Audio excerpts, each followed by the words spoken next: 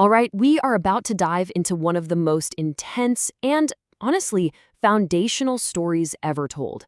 This is all about how an entire people got ready for a face-to-face meeting with the divine at the foot of a pretty terrifying mountain. I mean, really? Think about that for a second. It's a huge question. And what's so wild is that this ancient text doesn't just ask it, it actually gives us a step-by-step playbook for what that kind of ultimate preparation looks like. So here's the setup. It's been 3 months since the escape from Egypt. You've got this huge group of people, the Israelites, and they finally arrive at this massive mountain in the middle of the desert called Sinai.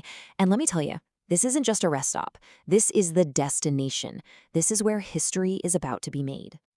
Then, a voice speaks from the mountain to their leader, Moses. And it doesn't start with a big, booming command. Nope. It starts with a reminder, and a really poetic one at that, framing their escape from Egypt as this incredible personal rescue, like being swooped up and carried to safety on the wings of an eagle. Now, this is where it gets really interesting. A formal offer is put on the table. It's basically a divine contract, a covenant. It's a classic if-then statement. If you listen to me and keep our agreement, then you'll be my special treasure, a kingdom of priests, a holy nation. It's a massive promise. So, what do the people say to this incredible offer? Do they hesitate? Do they debate it? Not at all. According to the text, the response is instant and unanimous. The entire community is on board. They're all in. Whatever you've said, they say, we will do. Okay, so the deal is struck. And with that agreement, the whole vibe of the story shifts. It's no longer about the offer, it's all about getting ready for a massive event that's scheduled to go down on the third day. And the instructions for how to get ready are super specific, not vague at all. First, they have to spend 2 days in sanctification.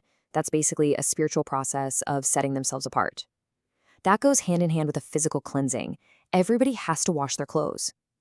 And third, they have to set up a physical do not cross line around the entire mountain. Part of that whole sanctification process also involved personal abstinence. This detail just underscores how incredibly sacred this moment was meant to be. It required their complete focus, a total separation from the routines of normal, everyday life. And they are not messing around with this boundary. The warning is crystal clear. It's not just, hey, don't climb the mountain. It's, don't even touch the edge of it. The entire mountain is basically being turned into a restricted holy zone. Right. And just to make sure everybody gets the memo, this isn't a friendly suggestion. The consequences for crossing that line are absolute. This rule really drives home the immense feeling of awe and, frankly, danger that surrounds this divine presence. So, after 2 days of following these intense instructions, the third day finally arrives, and the whole scene just explodes into this overwhelming spectacle for the senses. It all kicks off with sound. The text talks about these incredible, powerful peals of thunder just rolling down from the mountain. What a way to start, right? Absolutely awesome, and you've got to imagine, pretty terrifying.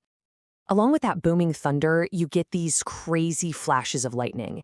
The mountain itself is covered in this thick, dark cloud, and it's just being lit up from the inside by these brilliant bursts of light. And then there's another sound, something totally different. The text calls it a trumpet blast, but it just gets louder and louder and louder until it's so unbelievably loud that it says the entire camp of people is literally trembling with fear. And here, you can just see it. This is the visual peak. The whole mountain is covered in smoke, like some kind of giant volcano, because the story says the divine presence came down on it in fire. And as if that wasn't enough, the ground itself starts to shake. The whole mountain is quaking. So you've got this total sensory overload going on. The noise, the fire, the shaking. It's pure chaos. But right in the middle of all of that, the focus suddenly narrows down to one single direct communication.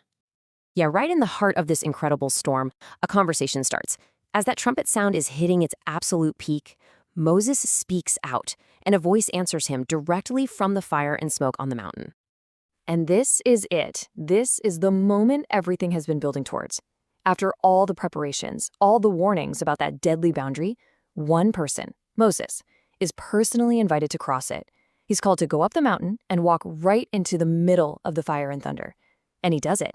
He goes up, And that's where the story leaves us, right on that cliffhanger.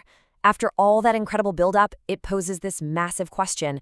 What actually happens when a finite human being comes face to face with an infinite power? Well, what happens next is a story for another time.